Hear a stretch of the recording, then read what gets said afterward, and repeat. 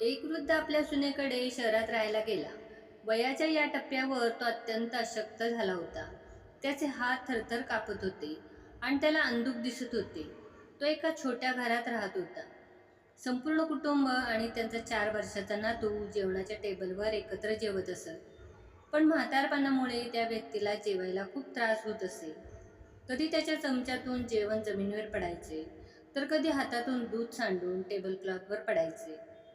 सून आणि मुलाने 1-2 दिवस हे सर्व सहन केले, पण आता वडिलांच्या या कृत्याची त्याला चीड येऊ लागली.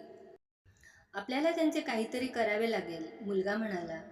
सुनेने होकार दिला आणि म्हणाली, आपण किती दिवस त्यांच्यामुळे आपले जेवण खराब करायचे. दुसऱ्या दिवशी जेवणाची वेळ झाली तेव्हा मुलाने खोलीच्या कोपऱ्यात एक जुनी टेबल ठेवली. त्यांची खाण्याची भांडी सुद्धा बदलून लाकडाची वाटी ठेवण्यात आली, जेणेकरून आणखीन भांडी फुटू नये.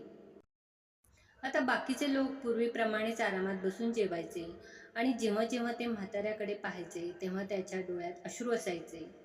हे बघूनही सुनेचे मन द्रवत नाही. ती त्याच्या छोट्याशा चुकीबद्दलही खूप काही ऐकवायची.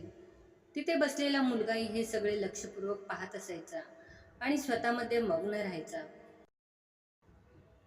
एके रात्री जेवणापूर्वी लहान मुलाला त्याच्या पालकांनी जमिनीवर बसून काहीतरी करताना पाहिले.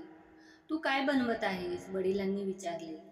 मुलाने निरागसपणे उत्तर दिले, अहो, मी तुमच्यासाठी लाकडी वाटी बनवत आहे, जेणेकरून मी मोठा झाल्यावर तुम्ही त्यात खाऊ शकता. आणि तो पुन्हा कामाला लागला. पण याचा त्याच्या आई वडिलांवर खोलवर परिणाम झाला. त्यांच्या तोंडातून एक शब्दही बाहेर पडला नाही आणि त्यांच्या डोळ्यातून अश्रू वाहू लागले. दोघांनाही आता काय करायचे ते न बोलता समजले होते. त्या रात्री त्याने आपल्या वृद्ध वडिलांना जेवणाच्या टेबलवर आणले आणि पुन्हा कधीही त्यांच्याशी गैरवर्तन केले नाही.